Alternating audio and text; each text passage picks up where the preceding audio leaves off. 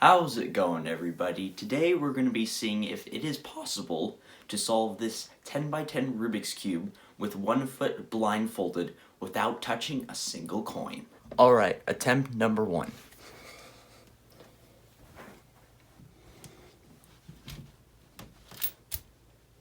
Is that a coin? Well, I certainly didn't expect to fail in that way, but anyways, I've decided I'd rather talk about ridiculous cubing challenges than actually do them. So that's what we're going to be doing today, is talking about cubing challenges, cubing challenge videos, and also just challenge videos in general. And we're kind of just going to look at all of those things. Challenge videos, as they're called, are a popular type of video on YouTube, and usually it involves testing and trying to see if something's possible that's not normally done, or something very hard that they have to try and do.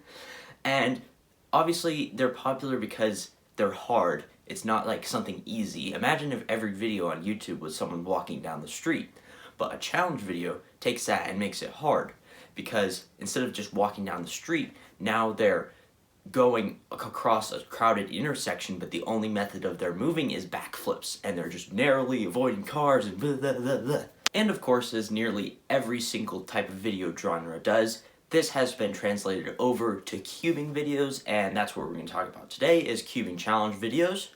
So usually cubing challenge videos involve solving a Rubik's Cube in an unintended, hard way. And while this seems like it wouldn't really provide many ideas for cubing challenges, it actually does, because of the many ways to solve a Rubik's Cube and the many types of Rubik's Cubes that exist. And what are some basic examples of cubing challenges that are interesting and entertaining?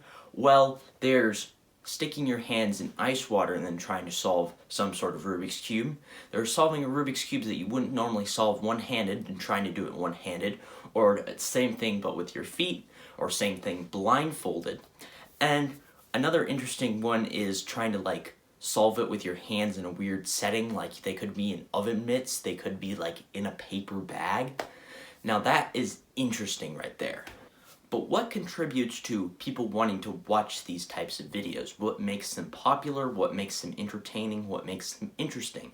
Well, that's going to be what the next section is sort of about. Sometimes with cubing challenge videos, the person making the video comes up with the ideas themselves, and sometimes it's recommended from the audience. This is similar to a Q&A, except instead of answering the questions, you're doing what the people told you to do. It's mind control. Well, which one is better? Having you just make up the ideas yourself or getting them from your audience?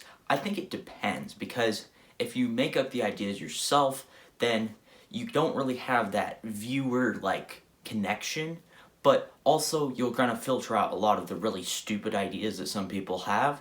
So I think it just depends on what you want to do, but I'd say that the second one definitely has more audience involvement, which contributes to how many people will watch the video and how popular it will be. Another thing that I think makes these videos fun to watch is that they're entertaining, but more specifically, they're entertaining in a specific type of way. And that way is that they're accessible but entertaining. See, a lot of the funny videos are often locked behind some sort of meme or reference that you have to get in order to understand and think it's funny. Where's the meme? I don't get it. I don't see it anywhere. But with something like a cubing challenge video, you don't even have to be a cuber to understand it. It's as simple and basic as it gets. Oven mitt, cube. Solve the cube with the oven mitt. But at the same time, they're still funny. They're not boring or anything. Why won't this thing turn? And it's satisfying for the creator and the audience once they finally achieve whatever goal they're trying to get in the challenge video. Let's go! Finally! And this idea of being really fun and interesting is not only goes for the end of the video when they finally achieve their goal, but for the whole process overall and the journey of going from not being very good at something, not knowing how to do it, to now actually being able to do something. And it also is fun for the content creator in another unique way that only really pertains to cubing, in my opinion. Also, it could pertain to video games, I guess, but that is a break from the monotony of just regular solves. So a lot of people, including cubing YouTubers, usually most of their practice is just doing regular solves. They don't do really anything crazy. But when they try to make a challenge video, it breaks up that monotony of just grinding solves to make something actually interesting and fun for the person making the video, which is always important, because if you're not having fun making your videos, then your videos are going to show that you're not having fun.